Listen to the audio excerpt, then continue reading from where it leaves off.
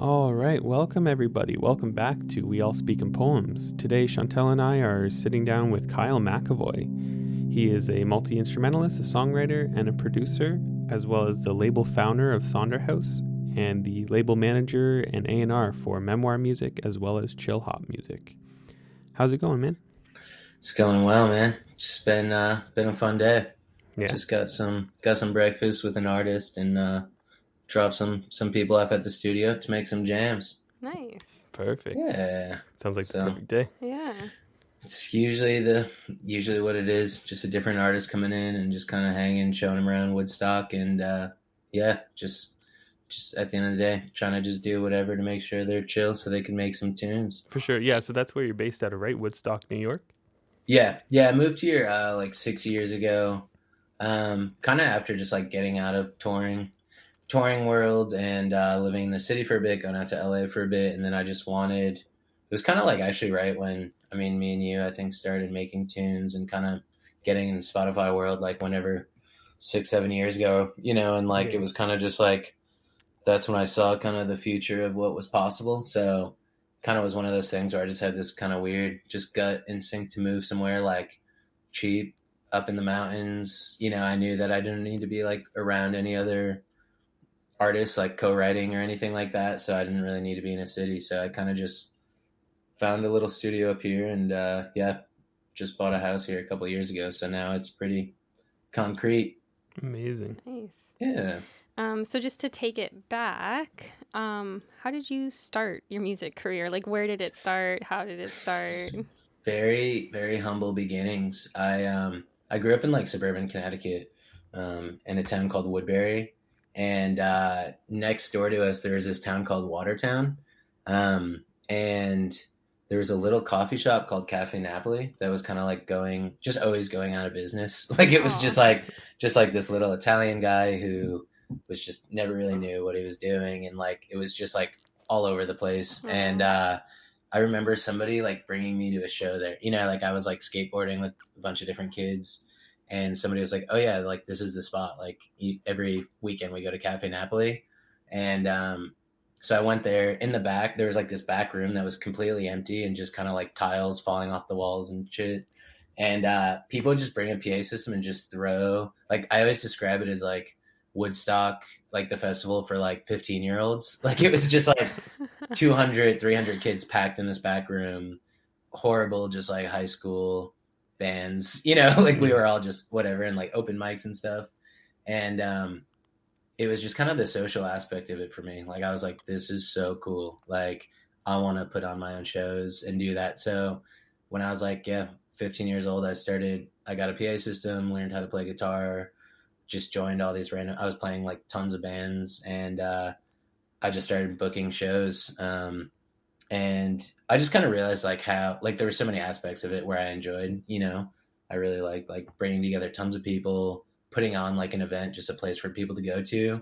But then I also saw how quickly, like within a year or two, I had bands from on MySpace reaching out from like across the country, like, "Hey, Wow. I heard you throw together dope shows in this town. Can you hook up a show for us?" Sick. And like just booking like 30-year-old punk bands, Oh like my in this, God. because it was also like, I guess the benefits of it too. It's like you have kids that have their parents' money, and it's like you could charge $10-15 a ticket, and we could actually like pay bands. We would give the owner of the coffee shop like tons of money, and then we'd take our cut, just our band, and then we would be able to pay touring artists like $500-600. So it was cool, man.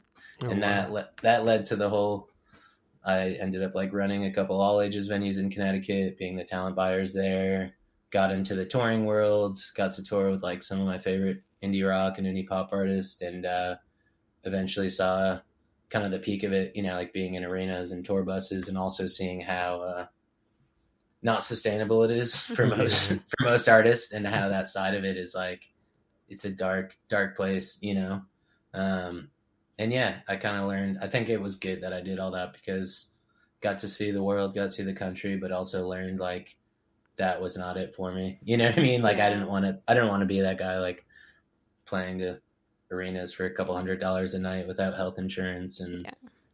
taught me a lot at a young age, For sure. Yeah. So what's the timeline there? Like, so you said you started doing that in the coffee shop around 15, but Yeah. then like, touring and Even actually arenas and stuff. When does that come into play? so actually I booked my first US tour when I was 16 years old. Oh, So it was wow. Wow. Happened so it was quick. probably like maybe like 14, 15 I started booking local shows, and then I think 16 was the year where I was like, everyone else was older than me in our band, so they all had their licenses and stuff. And that's when I was like, yo, I just built up all these contacts, so I was like, I'm going to try to book my own tour and hit, because that's like how it works. You hook someone up with a show, they hook you up, and that's just kind of like the unspoken thing. So definitely wasn't amazing. Like we would like show up in Missoula, Montana and play at a VFW to 8 people at a biker bar, or like, but then there's like surprising amazing shows like Omaha, Nebraska to hundreds of kids. And yeah, I kind of just saw like that side of it and how cool it was to find these niches. And from there I started like, yeah, booking tours for a bunch of friends. And yeah, the talent buying thing was weird too, because I literally was like playing a show at this venue with one of my bands. It was like a 300 cap room, and I remember like the current talent buyer, he just kind of was like getting in some little fight with the owner, and he's like, you know what, that's it, I quit. And I was just like hanging out there, and he's like, man, who am I gonna find to book shows? And I was just like, I could try it out, Oh, wow. and it was literally just like being 16, 17, and reaching out to like, he taught me like what that guy on his way out just taught me like, here's what gross box office receipts means, here's like the lingo, here's back end deal, and I mean, I'm it's crazy that people even responded, because I mean, when looking back, it's like some of the bills that I put together then like would be like, I remember we did a show that was like Porches, Frankie Cosmos, Japanese Breakfast, and Alex G, and it's like now that show would be like at a Yeah. 5,000 cap room, but we did it 300 cap for like a $500 package, Oh my or God. like Tokyo Police Club, Matt and Kim, Mac DeMarco. So it was kind of the beauty of like when you're in Connecticut, you're in this middle state where it's like everyone always holds like 2 or 3 New York City shows, and if those don't sell out, they're just like, fuck it, let's throw in a Connecticut date, and you could get like a last minute really good deal with an amazing band on their way up to Boston. So I kind of learned the importance of like these little niches and kind of using that to your advantage. Wow. Yeah. So it kind of seems like even from the start, you took everything into your own hands. Like, Yeah. Yeah, didn't wait for anybody. I've always been just like, when I focus on something, it's like the typical artist thing, like when you go into the studio and you forget to eat for 12 hours. Yeah. Like I've been like that with life. Like even in high school, like they tested me for like learning disabilities and stuff. Like they were just like, what is wrong with this kid? Oh. Like he's like smart and motivated, but he can't do any, like I would just fail every class, could never focus on anything. But then when it came to something, even if it was like something stupid, like building jumps in my backyard, like for like I would go all out. Like I just turned my parents' backyard into like a huge BMX dirt track. That's Like so it's like cool. just like, yeah, like I mean, just anything I do in life, I become obsessed with it. It's almost kind of like OCD, I guess. Like so that's, I think with music, it's kind of one of those things. It's like running labels and that lifestyle. It's like you kind of have to be like a masochist in a way, Yeah. because it's just exhausting, and you wake up every day and you're like, I can't do this anymore. But someone sends me an album or a song and it's like, fuck, the world needs to hear this. I will do anything I can to get this in the world, That's and it's awesome. like, Like how much passion you have for yeah, music. you have to, man. Yeah. It's just, I've seen so many people that, it's just like you're either like a lifer or you're not. Yeah. Like there's people that do it as a hobby, and then they start realizing like, shit, this is like a lot of work, and it's like, maybe it's not your full-time thing, or maybe, but like if you're one of those people that's like puts in 70-hour weeks without even realizing, like, then that's your thing, man. You're a lifer. Yeah.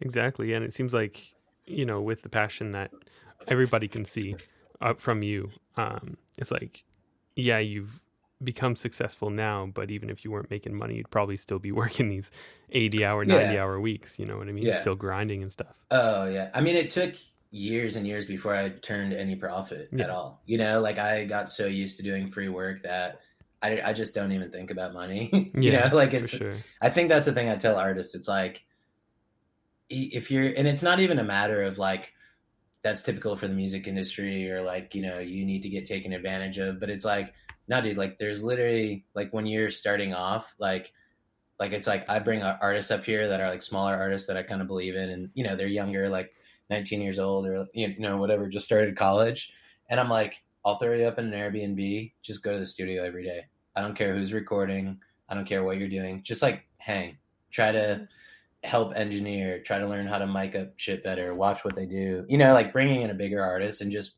because like I wish I had that, like I definitely had mentors, but I didn't have anyone to tell me like, yo, like just get in there and do whatever, because like that's just half of it. And just learning from others, and also seeing other musicians like making a living from music is just like, okay, what are they doing, so Absolutely, yeah, it's really important to have that circle.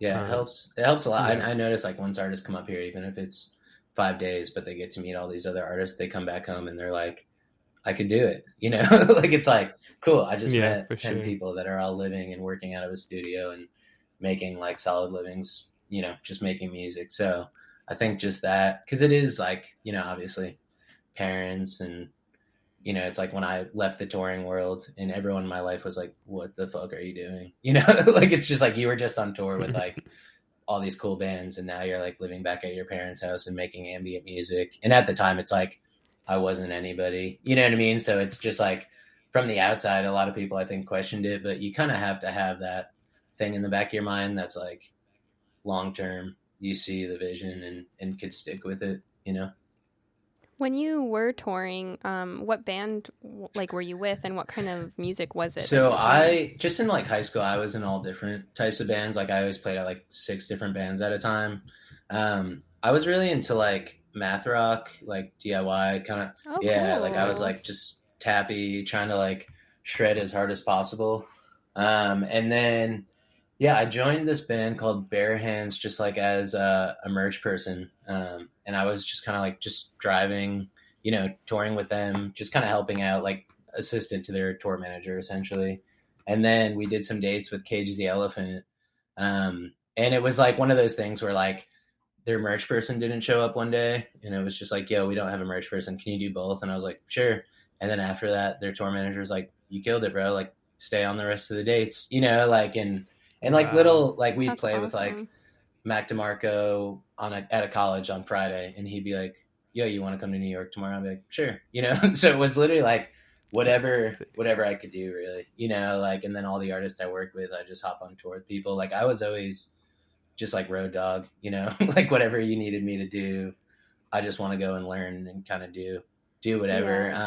And then, I mean, the live show stuff, it was like, I kind of realized that lifestyle too, of showing up at like 7:00 for sound check and then waiting till 4 a.m. till everyone leaves, and like I was running this venue in college. So I literally was like playing a college soccer game, going to class, driving down to Connecticut for a show, driving back up that night, like having some artists crash at my parents' house in Connecticut, and then being like, dude, what are you doing? Like, it's just like, I can't count the number of times like we've just had bands at my childhood house, like, their van breaks down and they just have to live there for 4 days, and my parents are just like at their final limit with me, like, so they really were supportive and kind of just came through. Just out of curiosity, what did you go to college for? So like, I went to a small like liberal arts college in Franklin, Massachusetts, called Dean College for technically it's called like arts management. So that was kind of, I think I applied to like 6 schools and didn't get into any of them, and this was the one school that I got in, and it was kind of like they had like a Division III soccer program, and they also had arts management. So I was like, this is my option. Like I only pretty much got in because of the soccer stuff, and it was cool. I mean, it was more like I definitely didn't learn anything at all. But it was, you don't think so? I mean, it was more like if you wanted to run your own nonprofit or like your own theater or like dance program. And a lot of the other people there were dance majors and theater majors. But I think it taught me a lot about like, even just talking to like my professor, like he was always just like giving me good kind of like real life lessons. Like one thing he noticed, like, he's like, bro, like you have no idea how to delegate, like he's like, he's like, you go straight. Like I went to the president of the college and I was like, I want $10,000 right now to do like a school music festival, because we've never done a fall fest. And luckily it was like Sick. small enough where she's like, okay, go for it. Let's make a arts and Wow. entertainment club. And like, but stuff like that, he would notice like I'm doing everything. Like I'm getting the posters made, I'm promoting myself, I'm booking it. And he's just like, why do that to yourself? And that's kind of my thing, is like I had to unlearn a lot of the stuff I taught myself, because I was so used to like, almost like, it's not like you can't count on anybody, but it's like, it's like kind of like a control thing. Like, I'm just like, you know what I mean? Like, it's just like, I want to be in charge of just like when this comes out and just getting this done. And I like this artist a lot, so I'm going to have them do the poster. And like, it's kind of, and it'll get done right yeah, if you're exactly. doing it. And, which is good and bad, because like still, that's the deal with Sonder House right now. It's like we've had the opportunity to scale and we just don't, because I can't think of someone else like answering an email and being like checking out songs, like it's like I want to be the one. And it's also like, yeah, there's so many big indies and stuff where it's like you can't even get in touch with your A&R person or the president, you know what I mean? And it's just like, it's a little bit too open, I think, but I kind of like it that way. Like, it's just like when you're dealing with hundreds of artists a day, it's overwhelming, but it's also the way we do stuff. It's kind of meant to like teach the artists how to do everything. And if they can't do something, they come to me, and that's it. It's like we cut out every management, you don't need a PR person. You don't need this or that. It's like you and the art. It's just me and the artist. Everything is like a partnership. Yeah. They learn how to do all their day-to-day management. They learn everything about music. And it's kind of like when I need to make the big connection or make something happen, we do it. But besides that, it's like, I just think that's how it should be. Like there's obviously exceptions, but it's just about trimming the fat, like too many artists. Because I went through all that, as like I'm sure like you've had your own things, Brady, where it's like you start popping off on Spotify, and then all these managers and PR people are just like, what's up? Let me show you all the stuff I do. We're going to make you a star. And you're like, okay, and then you quickly realize like, oh, okay, everyone's taking their cut and just like profiting off something that I've spent my whole life just putting my time and energy into, and it doesn't feel good, No. Yeah, absolutely. And it's funny because you were saying like you have like 100 artists or whatever, and probably more than 100 artists. And it's crazy because I'm not even part of Sonder House. I don't think I've ever had a release with you. I've had a release on Memoir under a compilation, but actually, and with Voga. But anytime I've hit you up, it's always like at the latest half an hour, and you'll always respond with like full answers and stuff. And I'm always like, dude, this is crazy. My girlfriend hates it so much. It's definitely one of those things where it's like I try to use my like OCD to my advantage in a way where it's like, if you look at my desktop right now, I have like long-term projects. Every folder in the middle is like stuff I need to immediately upload. Everything on the right is like my organization of like Sonder House, Chillhop, here's this label. And it's kind of like I force myself to like wake up, this is what I need to get to. Like if I finish the day and those folders are in the middle, like my brain can't function, So that's why it's very, even like the email, or like I've kind of just gotten little strategies like that where like I can never leave a text go more than like an hour, like it's like immediately get to the text. If it's important, send them to my email. And then, I just always like mark it as a draft, and it's like, if I go, it's like, cool, I always need to have under 30 emails and like 20 drafts a day, or else it's like, I just know that I'm going to drown in work, So it's like, I try to, so I try to do that. And like, I don't know, it's good and bad. Like, I think it's different when I talk with like kind of managers of artists or labels, and we talk about how Sonder House is set up. Like, that's something they always like say, like, hey, like mentors are like, you need to give yourself a break between your personal life and music life, and you need to set boundaries. But it's also, I just see like both sides of it, like I literally have like an artist living in my office right now, and like, it is what it is. Like, it's like, what else are you going to do? Like, it's like, if, like, I think you kind of, it's like, I kind of, if you know the label Sargent House, like the way Kathy Pello, like she's the owner, like, you know, I don't agree with like everything she does, like music industry wise, or how it's completely run, but it's like the whole idea of Sargent House is like she just has this property that's like studio, house for a band, and like her whole thing has been like, if you work with me, I'm everything. Like I'm your manager, I'm your label, but it's just us, and you like what it's mine is yours. You know, like it's like you could stay over my Yeah, for sure. house. You know, you could use whatever you want that I could provide. Like, and it's just like it's like just what you would do for your best friends. You know, and I think that kind of Wow. relationship with music is like it's just such a personal thing. You know, like you can't have that without like having a deep personal connection with like each person you work with. You know. Yeah. Absolutely. I mean, so obviously you're like super passionate about music, and it seems like you're pretty excited to have like, you know, all your organization and to get stuff Mm-hmm. done every day. Like it seems like that's your motivation, but do you ever feel burnt out, or have you ever felt Yeah. burnt out? Because Yeah.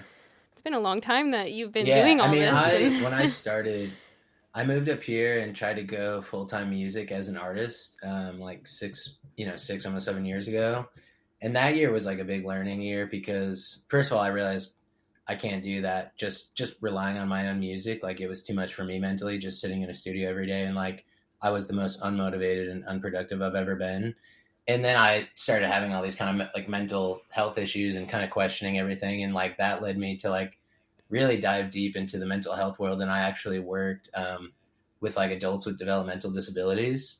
And it was kind of one of oh those wow. things. Like I was so scared of like my own brain. I was like, I need to learn everything about this shit that I can. So I started working this job where it was like I worked 6 days a week, overnight shifts, like, and I was working in a house with 8 men with like borderline personality, autism, schizophrenia.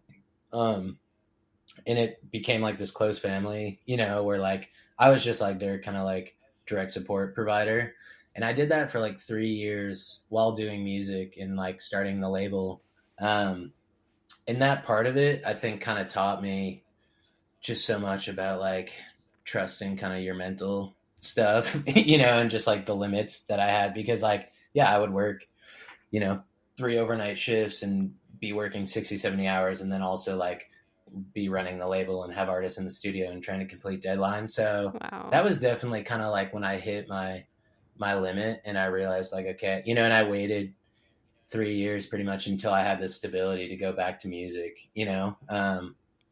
And then, yeah, I just kind of like applied that same work ethic just to the labels and music. And then I started seeing like, I started having all these health issues, you know, like I have like autoimmune stuff and I started like my Lyme disease. I have like a thyroid autoimmune Wow. disease. Yeah. So it's like, when you combine those, like, it's like, I don't just burn out. It's like, I'm going, going, going. And then one day it's like, I have a fever of 103 and I collapse and I need to go to Oh the my hospital. And god.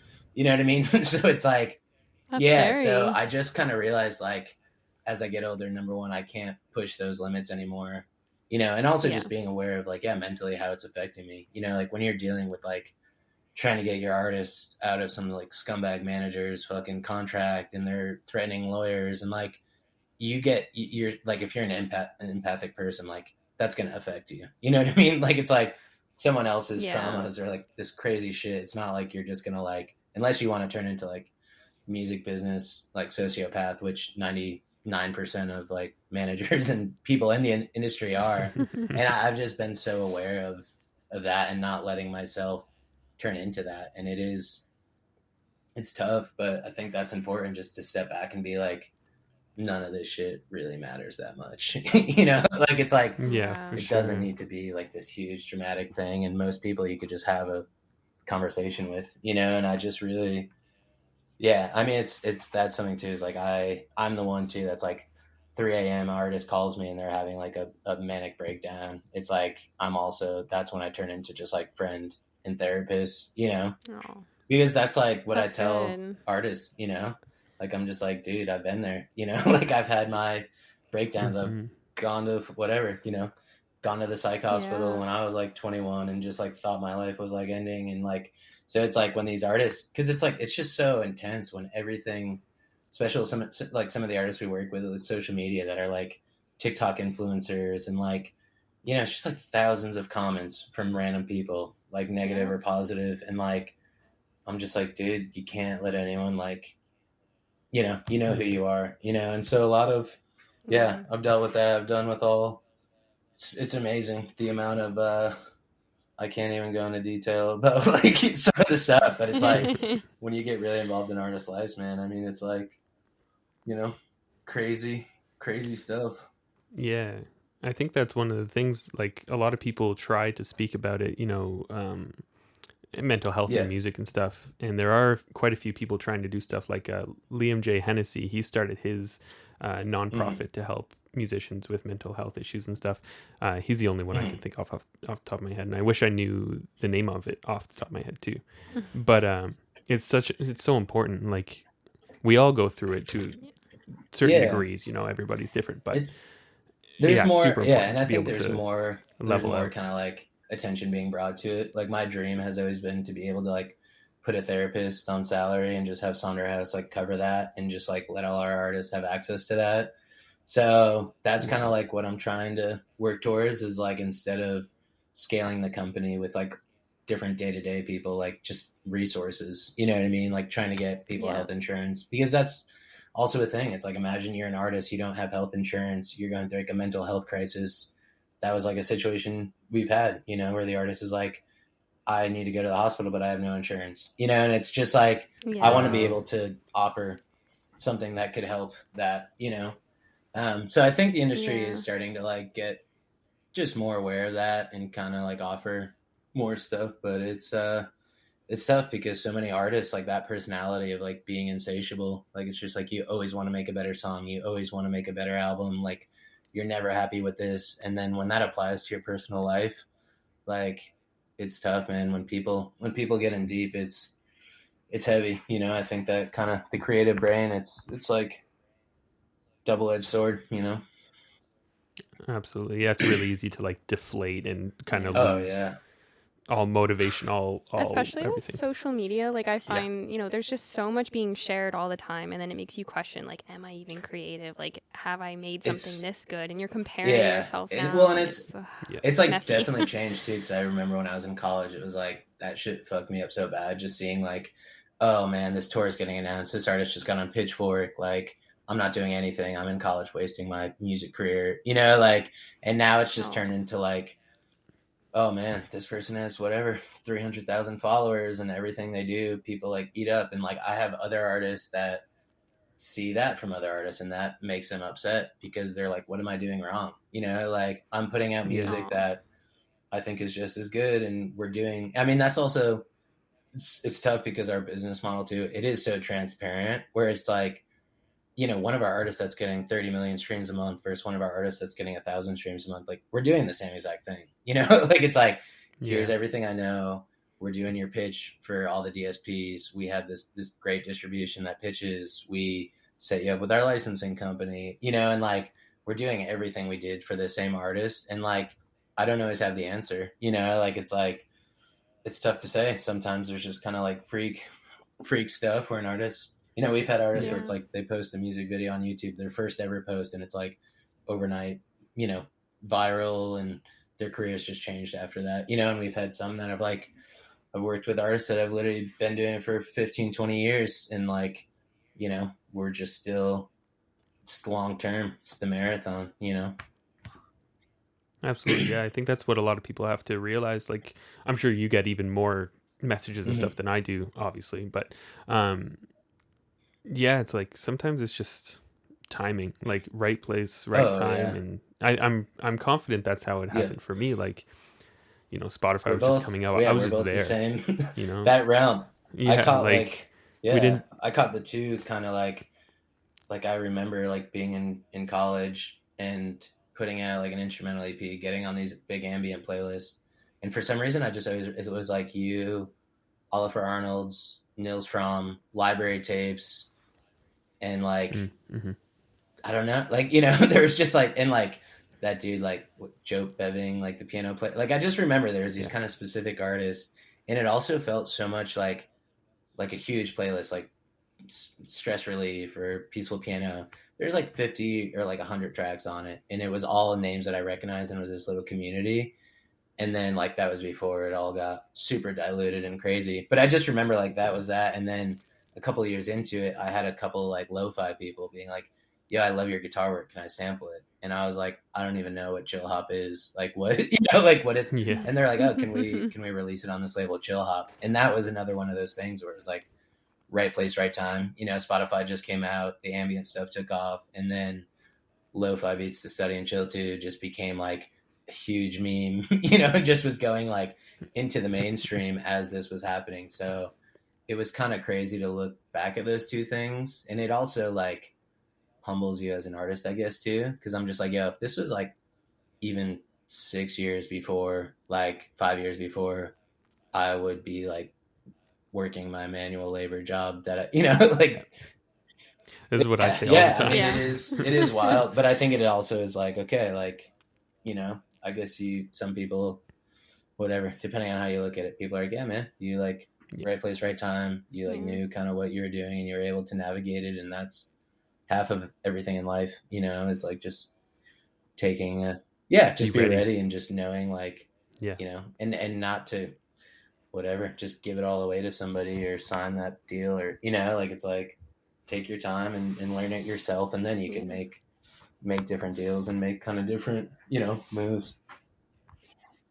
I mean, since you mentioned Chillhop, how exactly did you like get started with that? Was also like, I guess like right place, right time, where one of their big artists, this guy Simon, who goes by the name Philanthrope, he's like one of like the largest kind of lo-fi artists in the world. And at the time, Chillhop was 3 employees. It was him, the owner, boss, the CEO, and then this guy Bastian, who does artwork.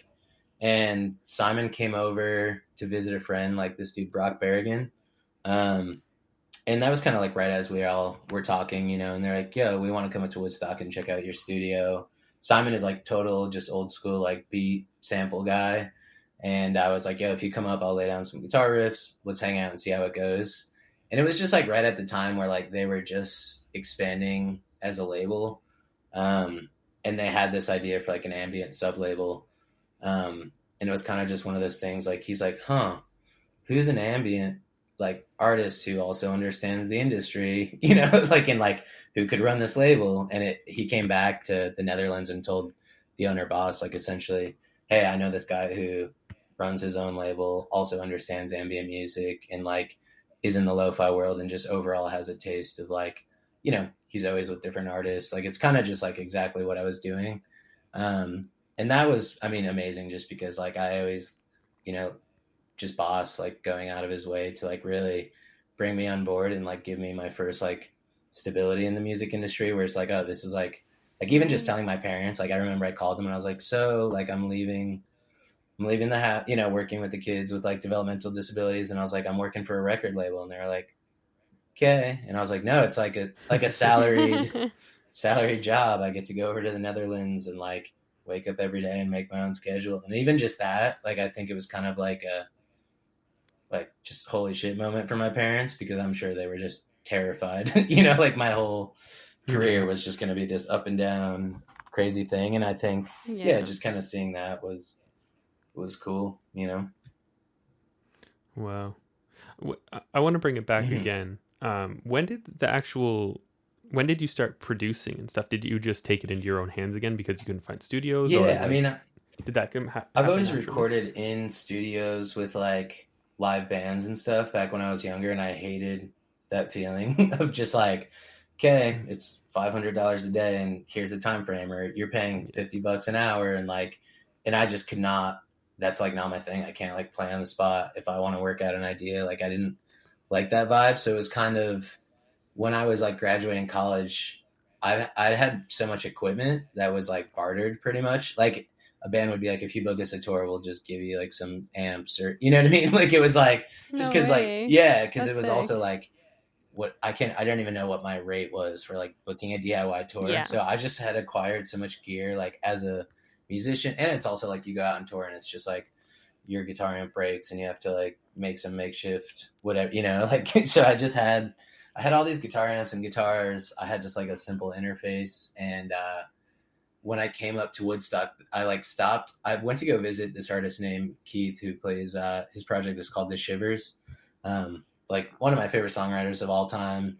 I came to visit him, pulled off the Woodstock exit, went to like a coffee shop and opened up my computer just to look at like on Craigslist, like apartments and stuff. And it just said like rehearsal space for rent, $400. And I just called the guy. He was in town. He's like, yeah, I'll go show it to you now. So I went there. And that's when it just like hit me. Like I was just, even though I like still to this day, I'm not a big production guy at all. Like I don't know half the equipment in my own studio or like what it does.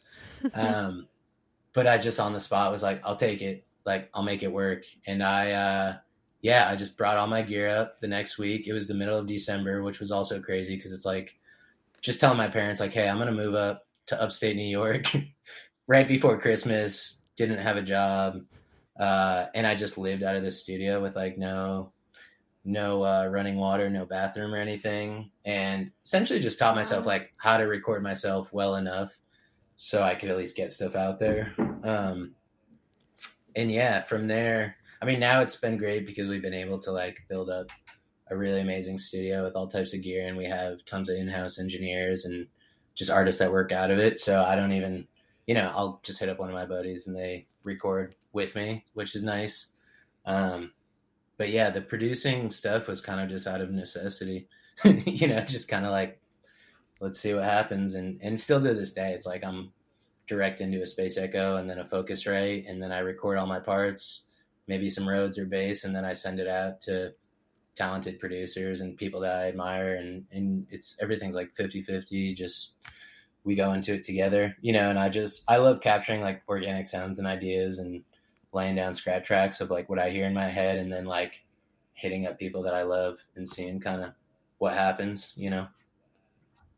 For sure. Yeah. That's awesome. It's so interesting hearing you talk, like even from your beginnings and stuff. You're such like a community focus kind of guy, and I'm the complete opposite, where I got into this because I didn't want to be in bands. I don't want to deal with people.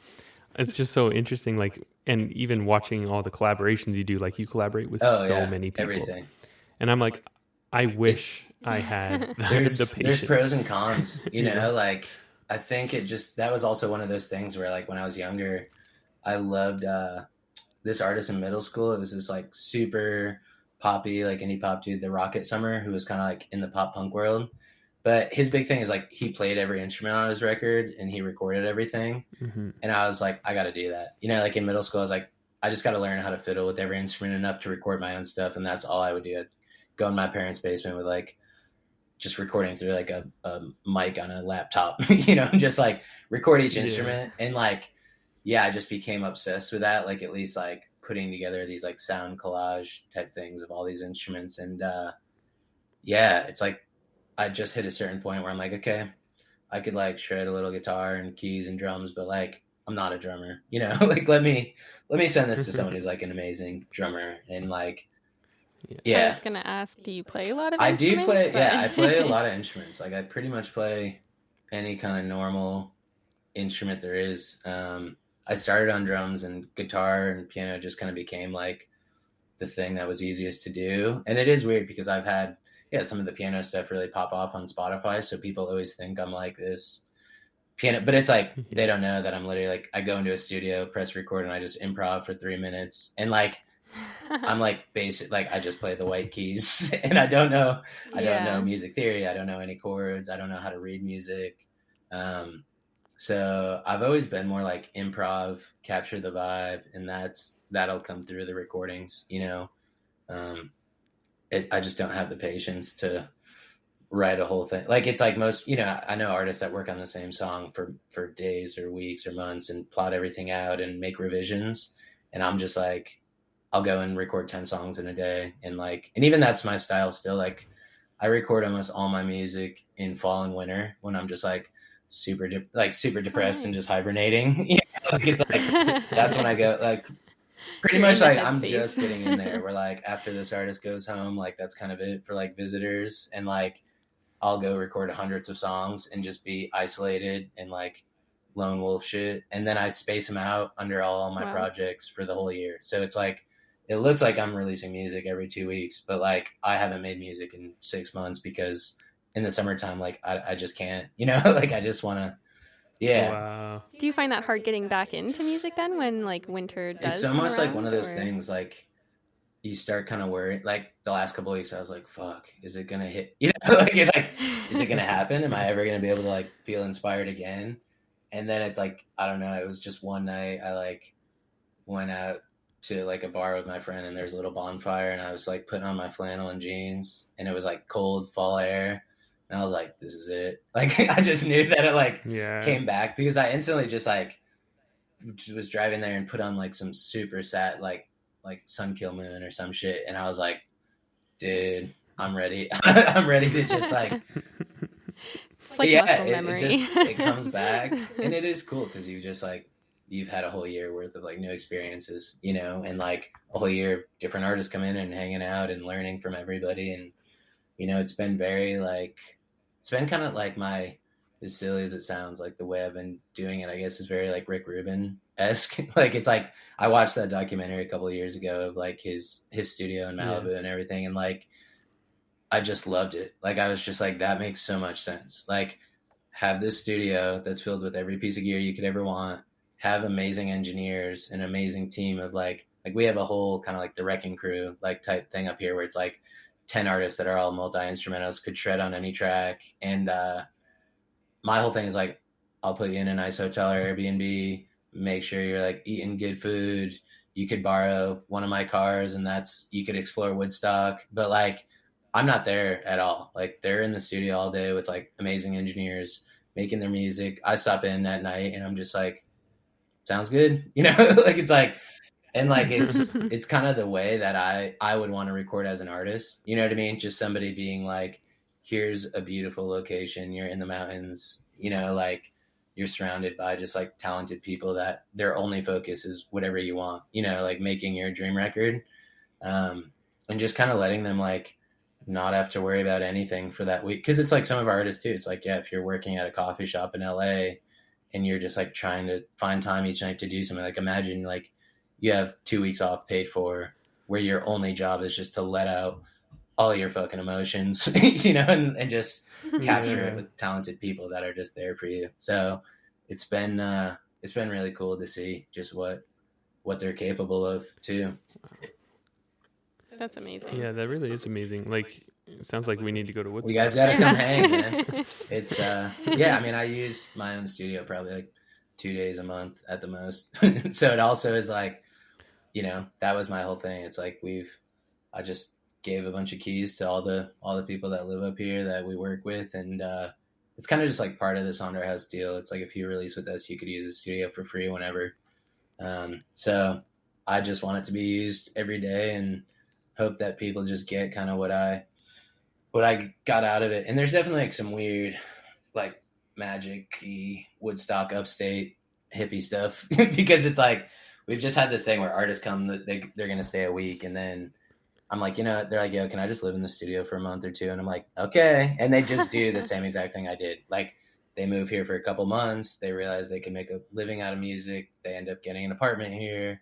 And it's like, we've had, I think at this point, 6 artists who have like moved here full time and just doing the same thing, you know? So there's, someone told me the other day in Saugerties, like the exact town I'm in, like 5 minutes from Woodstock, there's a myth where we have like the Blue Mountains. And I guess if you sleep under the Blue Mountains for more than a week straight, like you can never leave. Like, it's like, you always want to come back. And it's funny because it's like, you know, they go home and then they're like, I think I'm going to come back out, you know, like, it's like, oh, wow. Yeah. That sounds so inspiring. Yeah. You're really doing what everybody kind of dreams to do, you know, like the Bon Iver thing, man. The Bon Iver thing. Exactly. It's good location too, because like New York City's 2 hours away. So it's like, that's a big amount of, like, you know, last week we had a punk band, like Matt, one of the founders of like Sonder House that does all our artwork and stuff. Like his punk band came up and they just like recorded an album in a week. They all just slept in the studio and camped out. And like, it's like, what else would you know, what more could you want? Like, it's not like fancy schmancy resort recording where you have, you know, but it's like a bunch of just homies sleeping in a studio, not showering, and like shooting BB guns drunk around a bonfire, you know. Like, it's just like you're just up in the boonies with no Wi-Fi, just like making music and hanging out with your best friends, you know? Wow. That's really amazing. Like, that is. Just hearing this all firsthand. Like, yeah. Because from the outside, it doesn't seem like, it seems like you're very calculated and everything, and obviously you release a lot of people and stuff, but you don't see this community. On the outside. Yeah, it's more, I mean, it's also partially because I'm so terrible at social media. It's just like, oh, here's some releases that came out, what's up, you know? But It's like, it's cool when you actually, like, even last week, some guy came to me, they're putting on this big art fair in town, and they're like, oh, I heard you're the guy who, like, does music stuff. And I'm like, what's up? And he's like, we have this big budget, it's a sponsorship, can you book like a festival in a day? And I'm like, okay. And it's just like, just randomly, we just had like 8 artists that were all in town, and, you know, they got to just rock on the stage and play to like hundreds of people, and just, that was it. You know, like, it's like kind of one of those things where the more you're up here, the more opportunities come, because it's like, you never know. And it's like, I mean, our artists too, it's like, I've seen, it's like the other day, you know, we had an artist that, like, my friends Josh Jacobson and Dylan Witherow, like, they started recording with us as ambient piano and guitar artists 3-4 years ago. And, you know, in that time frame, they've done their own thing. They've started doing lo-fi. They started producing for others. And they hit me up and they're like, yo, we're hanging out at Alaire Studios in Woodstock. We have the next 4 days off a tour. Like, we're touring with this guy, Alec Benjamin, who's like this young pop star kid playing to like 5,000 people a night. And it's just like crazy seeing, you know, like where they've ended up. Like, it's like, I remember them coming here years ago, and we're all just doing, you know, whatever, doing the same, making ambient music and just getting into this world. And now they're coming to like a world-class studio on top of a mountain that's like $5,000 a day in their tour bus, you know? So it's like to see, and it's like, yeah, like Jackie from Mountjoy, you know, she's one of our piano artists. And then I saw her at Madison Square Garden with the Lumineers, you know, like, and it's crazy because there's so much, like, it's like our artists, and it's like, I think it's also a personality thing. Like, I don't go for artists that are like super showy, ego. Like, if there's any ego or anything like that, like, I'm out, you know, like, if I even notice a hint of that, it's like, that's not someone I want to work with. So It's like, even our biggest artists, like someone like Will Paquin, who has whatever 400,000 TikTok followers and could like make a post about merch and sell whatever $10,000 worth of merch. Like, he's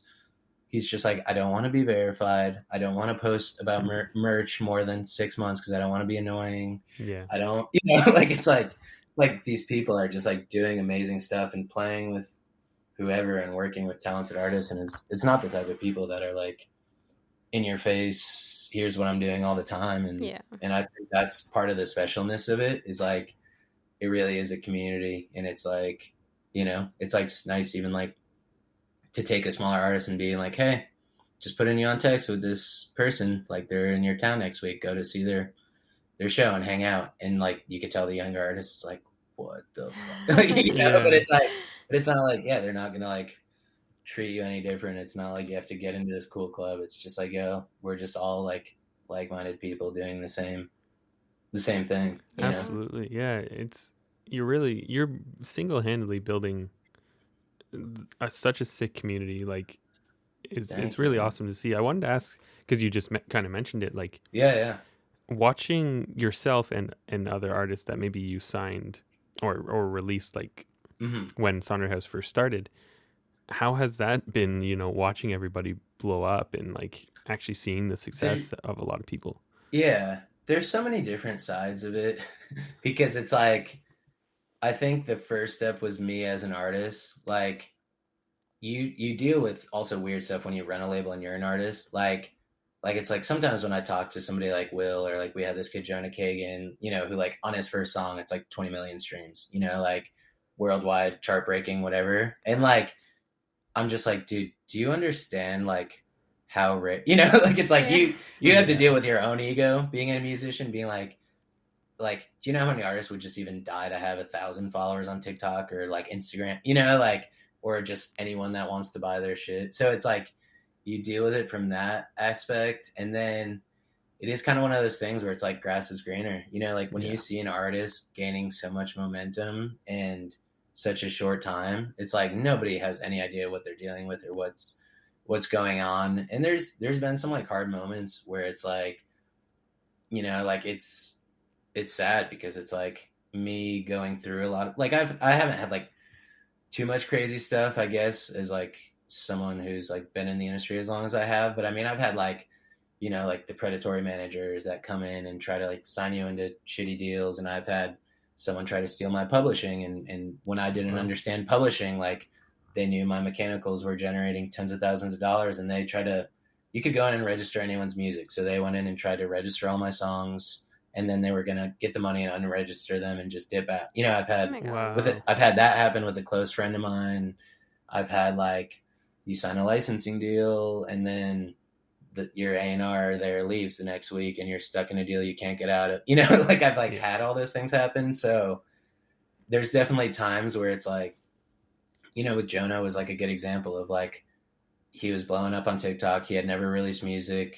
Out of every label that was reaching out, it's like, you know, he trusted me. We had a couple conversations and he understood. Like I told him, I was like my whole thing too is there's no minimum of what I could, or I don't know, like there's no like standard that I offer, because our deals are usually like 15% or less, and that's it. We don't own anything. Mm-hmm. So with someone like Jonah, I was like, I'll take 1% of your songs, you know, like it's like, whoa. I will teach you everything about the industry, set up your publishing for you, explain how to like all this works, teach you the different sides. And like, I'll take 1% of your shit, because like, it's, to me, it's like, I don't need the money. Like this is, you know, I'm putting out your music because I love it and I like believe in you. And so that situation, it's like, you see that happen, song blows up, you know, eventually he got a management company. They signed him to Sony. Like he signed to Arista, and like that stuff is like, obviously it's like not even in terms of, you know, like he wants to be like Ed Sheeran, Charlie Puth. He wants to play sold out arenas. I told him like, we could get there, but it's not like, I'm not that guy, you know, like I'm not, I don't have the power to throw you on stage with like Ed Sheeran, you know, and like Arista, like they could probably do that if they really want to, you know, and I think those conversations are like tough, because I almost feel like you're just taking like this, you know, it's like you have a, whatever, it's like you're just like feeding your friend to the wolves, you know, like it's, and it hits me so hard, because I'm like, fuck man, that's like a 19-year-old kid that in my, whatever, to me, that was like signing his life away, felt so tough. But it's also like, we had the conversation. He told me, you know, I truly believe in this. And I knew like who he was as a person. And I'm like, you're a scrapper, dude. Like you can make it through. Like if there is one person to make it through this awful setup, like of the major labels and how they work, like you fucking fight, you know? Yeah. So, and from that point, we had that conversation. I was like, from this point on, never business shit again. We're just friends. Like you talk to me whenever you need something. And like, he still like included me on that deal, even though he had no obligation, you know, like it's like people, if you're transparent with them and straight up, like to a fault, like, because that's my thing. It's like, I'll FaceTime with an artist for the first time and open up my distribution and show them, this is exactly how it works. This is how much money I make from this. This is our licensing company. This is how it usually works, you know? And like, it's almost like any business person would never do that, you know, because you're exposing all the places where you could like take an extra cut or make, you know, and to me, it's like artists trust me more when I do that. And it results in, you know, like there's still artists that are like, have access to my distribution account, have access to everything I do for them. They go and upload their own music for Sonder House, and they'll still throw me 10% just because of like, I did that for years and helped them get to the point they are. And it's like, that's like, I've never heard of any other label, you know, like operate like, so that's how I know, even if it's like this crazy setup and it's so like, just not the standard by any means, I'm just like, something is working, you know what I mean? So I just kind of go with my gut, you know? Absolutely. What motivated you to start Sonder House? I know we've been talking about it a lot, but and like, did you start it on your own, or was it something that you did with someone else? So I've like always kind of had little tape labels and tried the label world, and I don't think I ever truly understood it until I was like an artist making a living, you know, and doing it myself. And it kind of started of like, like when Spotify, like I always say, like when we started Spotify, that's when like Radiohead and Taylor Swift were still not on Spotify. Yeah. The whole like music world was anti-Spotify. And I was like the kind of by myself, just being like, this is amazing, you know. Like I was like 19, 20 years old, just being like, holy shit, I'm making $1,000 a month, this is like gonna change the world. So I started doing that, and I started noticing at that time it was also so much different, because you could like go to an indie curator and reach out to them on Instagram and be like, whoa, I really like your calm piano playlist, can you throw my stuff on there? And like, sure, you know. And like, so I started doing that, making all these connections myself, and then I started just having people reach out being like, how are you doing this? Like, I'm an artist myself, I make the same type of music, like how are you getting millions of streams on your songs? And I just would start explaining like, well, these are playlists that I reach out to, and this is how I do it. And like, I started understanding the Spotify algorithms and just how the data side of it kind of worked. And then at a certain point, it was like, when I first moved up here, I was going to go buy a guitar from, I collected like Jazzmaster guitars, and there was a beautiful one in New York City that was like handmade. And I emailed the guy and I was like, hey man, I want to buy this Jazzmaster. Like, I'll come to the city tomorrow. And he just responded, was like, he's like, yo man, he's like, I just sold the guitar. He was like, yeah, I just sold the guitar. Sorry. And I looked in his like ending of his email, he had links to some of his music, and he had a instrumental project called Realizer. Wow. Yeah. And like, I clicked on it, and it was like one song he had up on Bandcamp. And like, all I said, I was like, whoa man, like your music's really cool. I make like instrumental folk, like music like this. I was like, you should come up and record. And he came up. Wow. He came up the next, he just like took a public bus up here the next day from the city. And, it just kind of like hit me. Like I was like, oh man, come record your music. I'll help you put it out and get you on these playlists. And then he just ended up being a graphic designer. So I was like Dutch Gramophone, like the biggest classical label in the world. They have that yellow ribbon that's just on all their releases. Yeah. And I was like, I kind of want to make fun of that. Like, I was like, let's just do like an awful template that's just a photo and 3 lines in white space. Oh, wow. And it's like how it started, was being like, because it's just so like pretentious, like, oh, because there's so many artists that are like, once you get that yellow ribbon, Dutch Gramophone, like that's how you know you made it. And like, little do they know, like Dutch Gramophone is just the shittiest label. They do not pay out artists, like every music business cliche. So that's kind of how that started. We were like, let's make a modern classical label. Let's make fun of like that pretentiousness. Let's have this template that's like, whatever, everyone gets the same template. And it just kind of started as like almost like an experiment. I was like, I'll take 5%. You could take 5% for doing the art. And I have this great mastering engineer. Let's give him 5% and he'll master everybody's stuff. And it was just like, let's just try this experiment, you know? And then they were both like the type of people that they're like, we don't give a fuck. Like Alex mastered hundreds of albums before he ever even noticed, like, cause it's like, you're getting 5%. So it's like majority of releases, you're going to see $3, $5, $10 a month. But then we get an artist on Peaceful Piano, and that's $200-$300 a month from 5%, you know? Yeah. So then we started realizing, like, this is a long-term thing. Like, we're going to just be passionate and crazy and work on all this shit essentially in our heads for free because we love doing it. But then we look back, and after the first year, we're like, shit, we're all making thousands of dollars.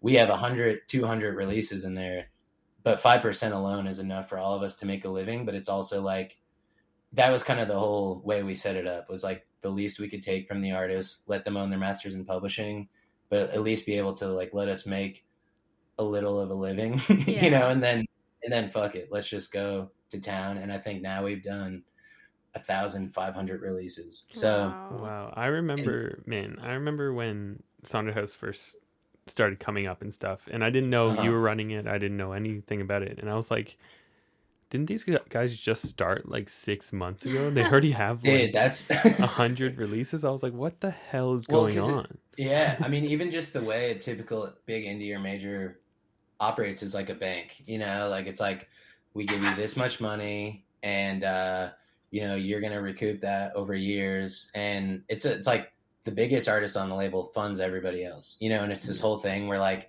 I've even done releases where it's like sub labels and majors and stuff where they're supposed to pay out quarterly and you get paid like once every 2 years. And it's like, oh, sorry. Like, fuck you, you know, like, so it almost was like, that was the thing too, is like in the modern classical world, it's like you had like 1631, you know, you had the Decca Universal, like other labels, you had like Olafers, you know, like Mercury KX and stuff. Dutch Gramophone. And I just even noticed on those playlists, I was like, there's no independent labels doing this genre. Like at the time, like there was like not any other independently owned modern classical labels that were really making a significant kind of impact. So yeah, it kind of just started like, let's just go for it. And then it also, like, the beauty of it is there's no marketing, there's no budgets, there's no nothing. Like, it's like an artist does a release with us and it's like, holy shit, this is amazing. I just got on this huge playlist and I'm getting 85% of all my income. I own everything. Like, I'm going to give this label as much as I can. And then they tell their friends. And it's like, I haven't had to A&R since we started the label because it's just like, hey, Kyle, here's this amazing person that I also work with. And no, it's all cool. I like it. Yeah. It's just word of mouth. And it's, and that's reputation. And once we started going into the pop world, it's like same shit, you know, like we have artists that are just like, you know, one of my best A&R finds was like this girl, Maye, who, like, Maye, you know, she's like on top of the Latin indie world. She just like played Lollapalooza, going on tour with Omar Apollo and like the Marias.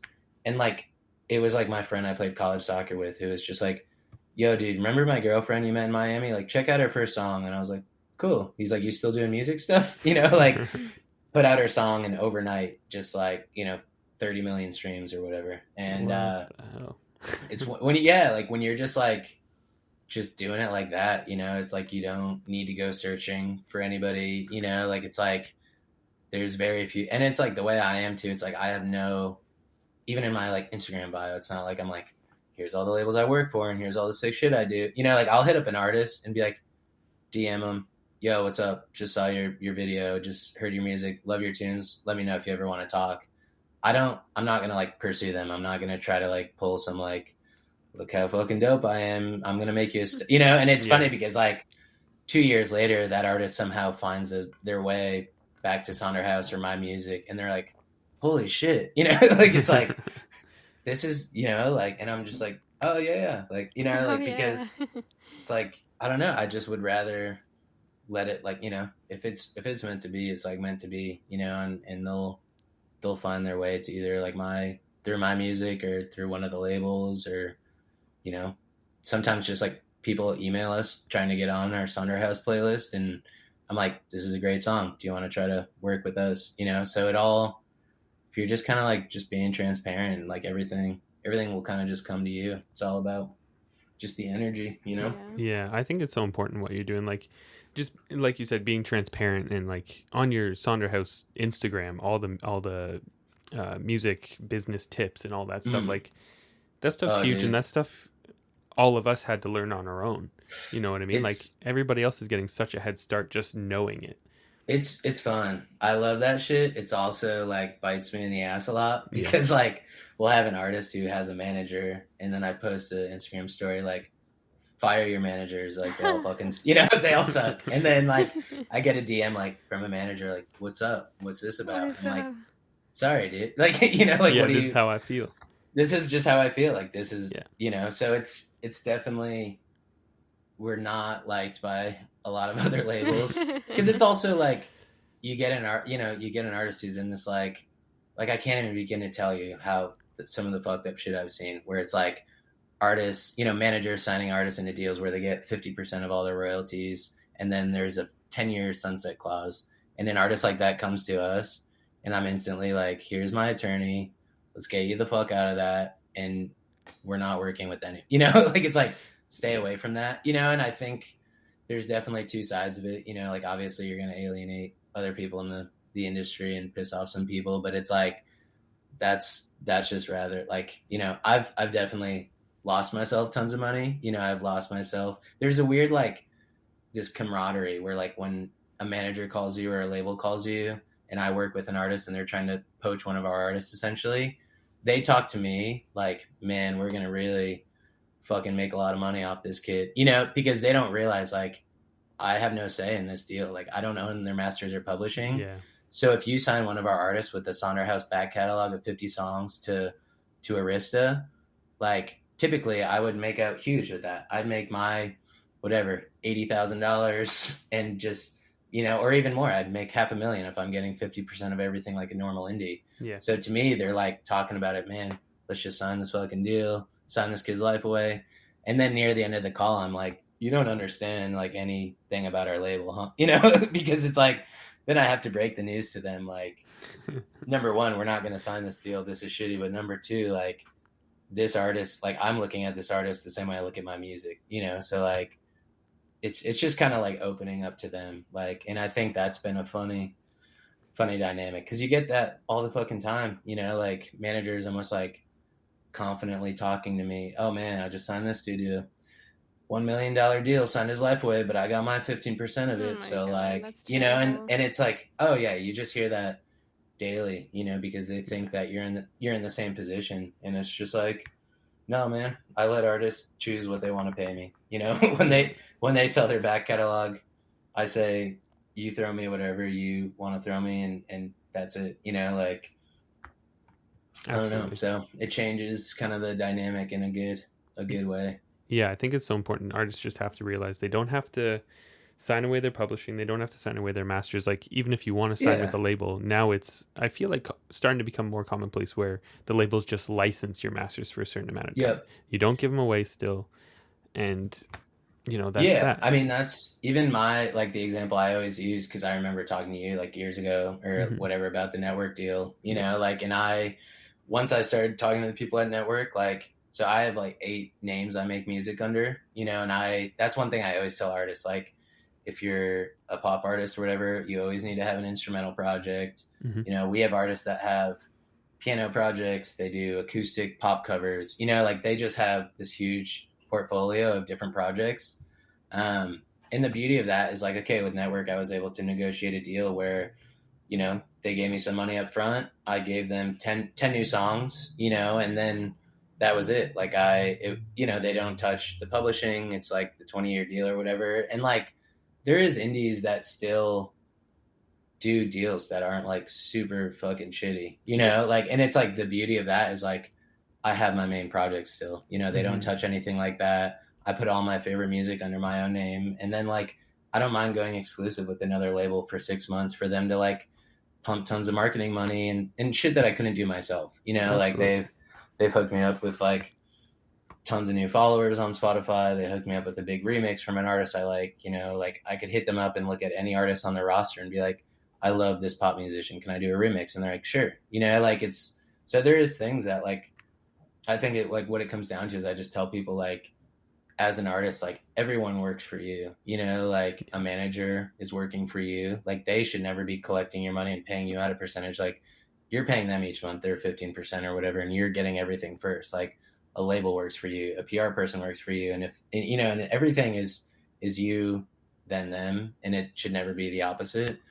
And I think as long as you keep it that way, because it's like, I've had artists where it's like, okay, your song is blowing up, make sure it's registered on Songtrust or like whoever. And they're like, oh, my manager set up my ASCAP account 5 years ago. I don't even have the login to it. I'm like, your manager is just like from 5 years ago. Yeah, it's just taking in your pub money and you've never, and they're like, yeah, he said he would take care of it and that it was too confusing for me to understand. So, and it's not. And it's not. Like you, no. Like you literally just have to be like, anyone could figure this stuff out.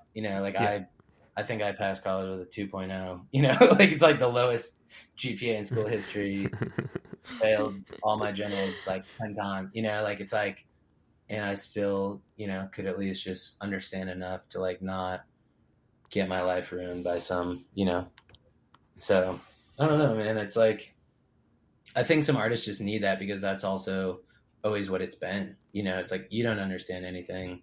This is why we're a label. This is why we get to take half of everything you do, and it's just like, it's like that stuff is just so, it's just like, it's not a thing anymore. You know what I mean? Also a thing for artists that are listening or whatever, like something to keep in mind is that you can negotiate everything. If somebody's coming up to you wanting to sign you, it's because you have something to offer. And it's like, get a lawyer, tell the lawyer what you want.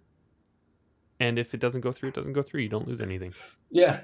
Yeah, and there's a way to make everything work in some, you know what I mean, some kind of way. And I think it's just important to kind of know that it's like, that's kind of the primary rule. And like, if someone's going to offer you money, it's because they know they're going to make 5 times as much money off of you. But that doesn't always need to be a terrible thing, because maybe maybe it's under your side project that you don't really care about, and it's 10 songs that you don't really care if they ever see the work, you know, like it's like that's, you know, and it's like you have to, and I think that's also a huge part is like when I create music, I don't have anything in mind. I'm not trying to like write, like we definitely have artists that they've told me like the same way they write a pitch for licensing music, like that's how they look at Spotify, and maybe they have a certain project that like we have composers that literally like go through Peaceful Piano are like, oh, everything's at 90 BPM and it's in C major. And they, you know, like they write it for playlist. And a lot of those artists are fucking getting, you know, $20,000 a month from streaming. And it's no different than writing for a pitch. But it's like the way I look at stuff too is like, I just have nothing in mind when I'm recording. You know, I'm making whatever the fuck I want. And then once it's done, whatever the final project is, then I stop and I come back to it a week later and look at it purely like business wise. Like, what is the best way to get as many ears as possible on this music? Where's the best home for it? How am I going to get it heard? You know, like maybe this one is just a streaming one that's going to make tons of money there, but it doesn't exist anywhere else. Maybe this is a good one for this licensing company who's going to, you know, it's going to get 1,000 streams on Spotify, but it's going to make tons of money in licensing, you know? And I think you kind of have to be, you know, just looking like, which sucks. I mean, a lot of artists don't want to like look at data and analytics and have to treat it like a job, but it's also like, if you want to make it work, you have to have that separation, you know, and you have to be smart about stuff and be honest with yourself, because that hurts for a lot of artists. Like, oh, this song has 10 million streams, but 10,000 saves, you know, like it's exactly, like, maybe people are sleeping to it and nobody's actively listening to it, you know, like, oh, the song I did with vocals has 10 times as many saves, but 1/30th as many listens, you know, and you have to be honest with yourself, and you just have to like know how that stuff works and just kind of like, you know. Exactly. I think that's something that, you know, we have the advantage of, or at least it seems like you do, whereas like I really love diving into the analytics and the data, and I love just trying to figure it out, you know. It's like a puzzle almost. But yeah, man, it's cool hearing all these things like I mean it's scary too at Spotify. Like I tell people, I'm like, you have to also diversify what you're doing, because it's like all it takes is one update on Spotify and like people are ready to leave. Well, and it's like 80% of your streams are coming from user curated playlists, and then Spotify is like, you know what, let's stop making these show up in the SEO, you know. Exactly. Like let's promote our own playlist and keep doing some sketchy shit with Epidemic Sound and making tons of money, you know. Like it's like, and that's all it takes. And then like, oh man, that artist that's like, or that label that's promoting their playlist on Spotify and making all the money that way, like they're not able to make that work anymore, you know. Absolutely. And that's a situation that I've found myself in a couple of times actually, you know, where all of a sudden, you know, you're taking off whatever playlist and you're like, oh, how am I gonna, you know, I've built my lifestyle to need this amount or whatever. Yeah, that's a whole other that's a tough thing. Yeah, when an artist lands like a huge playlist like that, like Peaceful Piano, don't get used to it. They're like, oh my god, what's next? And I'm like, prepare yourself to get taken off. Yeah, because seriously. Sometimes it's 2 months and sometimes it's years, but it's like when you see that paycheck go from like $15,000 a month to like $1,000 a month, and you're just like, oh fuck, I shouldn't have just bought that fucking Tesla or whatever, you know. Like it's like, so that's my kind of like goals or like my things I always tell people is like, you always as an artist need to worry about your short term and your long term. Like, what is the next 3 months? What do I want to accomplish, and where do I want to be in 2 years? That's like the most important thing. And then I would say like, just take any money you make from music and put it into physical assets, because like I get a lot of people like that are like, like, let me just invest in tons of sick music gear. And I'm like, before you do that, buy a house and try to pay it off, buy a car and pay it off. Anything that's like physical, buy a small piece of land, because like if shit hits the fan, at least you could live on a fucking tiny house for free, you know. Like it's like, exactly. And also pay your taxes. Yeah, seriously. That first year, find a CPA. That first year where I went to like the next tax bracket or whatever, and they were like, I finally talked with an actual accountant, and they're like, cool. So you've been paying like your quarterly, and I was like, what's up? And like, yeah, you're like a sole proprietor. You have to pay quarterly taxes over this. I'm like, and at the end they're like, cool. Well, all your late penalties plus what you owe, and I'm like, I don't have any of that money anymore. Yeah, exactly. Like I bought tons of stupid shit, and now I'm fucked. So that was a heavy example of, and I think my parents too. Like that was one thing. Like they were just like, are you dealing drugs? Like what is going on? Like, are you about, like they were just terrified. They're like, how are you making this money? What is going on? Is this legal? Are you paying your taxes? And it's like a weird change, but I think we all go through it. This is my little like list of rules right there. Oh, amazing. Yeah. It's like my go-to. It's number 1 is lead by example. Number 2 is repetition matters. Just always think of the long term. Mm-hmm. Number 3 is honesty is telling the truth to ourselves and others. Integrity is living that truth. Number 4 is transparency and educating. Go over money. So it's more, transparency and education is more important than money. Yeah. And then number 5 is, I don't know if you know David Goggins, like the crazy, he's been in like every branch in the military, and like his whole thing is like he'll run like, I think he ran like those 100-mile ultra marathons. Like he ran like 30 of them in like 2 months, or like he's insane. But he always says like taking souls. Like, so the last one is just take souls, but with humility, which like taking souls is essentially just like outlasting everyone else. Like it's just like you have that mentality where it's like, I'm not gonna fucking stop until I have my last breath. But it's doing that with humility. Like I'm not trying to like bury your fucking label into the ground, but it's like, if you are like fucking over artists and doing shitty deals, I'm gonna put out way more releases than you. And like when your label closes in a year because artists are like putting together that you're just being a piece of shit, like we'll still be there putting out all that, just like, because it's like, that's, man, that's like my thing, is I just like, even it's like, I'm just kind of out of my mind. I'll be like in the hospital, just like sending emails and uploading fucking songs to, like distro, like when I'm like, so, but that's just. Imagine if every label went by those rules, though. Yeah, I know. It'd be a lot of good music. Yeah. Good music and very sleep deprived, out of their mind people. But man, that's amazing. That's what it's all about, just creating this story, man. Wow. So yeah, like I guess to wrap it up, I guess you've kind of gone over it, but over the next long term, 5-10 years, where would you like Memoir, Kyle McEvoy, whatever, to be? Where would you like it to all end up? It's cool. Right now it's kind of like I just kind of went on my like sabbatical almost, where all summer, like I also like really toned it down with like how much stuff I was doing, which is still like a pretty crazy amount, but I've been able to start kind of working for other labels, and kind of just helping with like, if it's like a label that I align with, like my whole thing is like, if I've released with them as an artist, I'm happy to work for them and change their, I guess, kind of change their mindset, you know what I mean? Like about like how they're doing business, because it's like that was kind of something that I think when I got into Sonder House, it's like, okay, well, that would be pretty like contradicting if I worked for other labels that were signing artists to like crazy deals, and I kind of like in the past couple of years have just like really started to take a stand for myself with that, and like also just make sure that I'm like doing that on all ends and trying to get our like labels to see other sides of it. So with Memoir, like I started working a bit more on the Chillhop side with kind of just like A&R and consulting. Okay.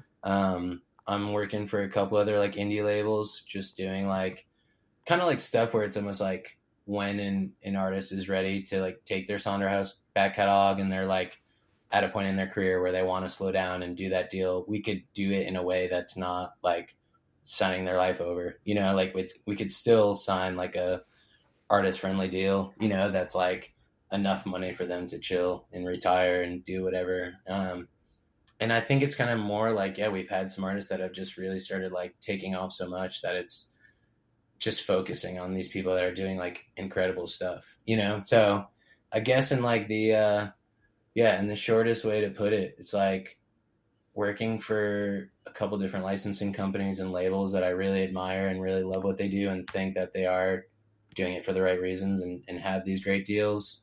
With Sonder House, just focusing on the people that have been able to like do amazing shit that I can't even like fathom, and just helping them like make what they have now and make that sustainable.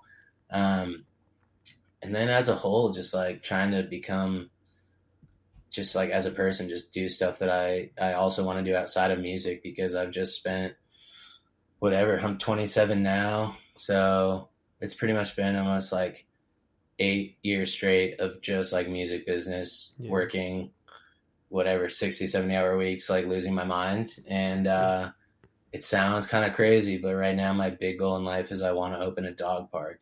Like, nice. Sick. Like that was kind of what I took out of my sabbatical, is like the only other thing that I possibly care more than music is dogs. And like me getting a dog a couple of years ago just like changed my life.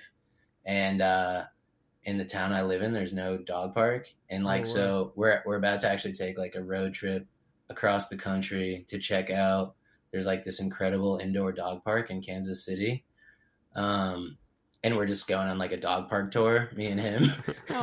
And that's like what I want to do. Like I want to come back and just like I want to make like a co-op dog park that also has an indoor part, because up here it's like in the middle of winter, you know, like it's like you don't want to stand out in a blizzard, but you got to take your dog out. So I want to make like an indoor dog park with a little bar, place to hang, be able to book bands, you know, and do like shows and events there, and like have a property that's just like super happy dogland. So that's awesome. And I think with the music stuff, it's just going to be a matter of like what, like as I start doing other kind of things, you know, and like working more with just like specific artists and kind of stuff outside of music, like the important stuff just keeps sticking to you, you know what I mean? So yeah, I think I kind of just needed just kind of switch it up a bit, you know, and I think we're in a cool place where a lot of the artists are so self-sustaining and essentially running the label with me. Like it's like a co-op thing already. So I just kind of want to let people keep doing their thing and just kind of do some sick dog shit, man. That's awesome. That's amazing. Yeah, I love this. The more people we talk to, the more I realize everybody's thinking out of the box and not so traditionally, and it's so sick to hear. Like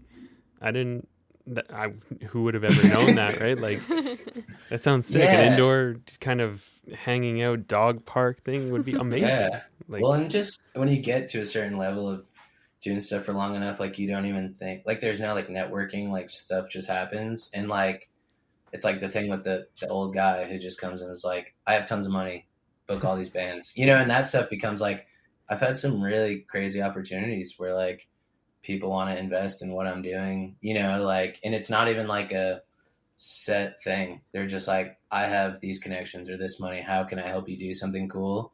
And it's like about taking that and being like, you know what, let's put together a festival next year with tons of artists and book everyone's favorite bands and put all like small local bands with them, which is also like a hint at something else I'm potentially doing. But yeah, just like shit like that, you know, it's like, who doesn't want to hook up 20 of your favorite friends and artists like with amazing opportunities and playing with their favorite people? So I think now's the time just to make like some big steps musically and outside of music, you know? Absolutely.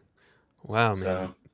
This has been a real pleasure talking with you, honestly. Yeah. I'm a very like, it takes like, usually I'm one of those people that I always tell people like, it takes like 10 times of like hanging out with me to understand anything about my brain, because it's fucking everywhere.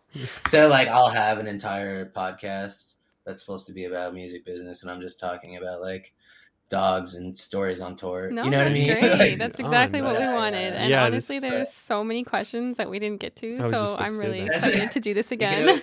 I was going to say, we could always do part 2. Yeah, for sure.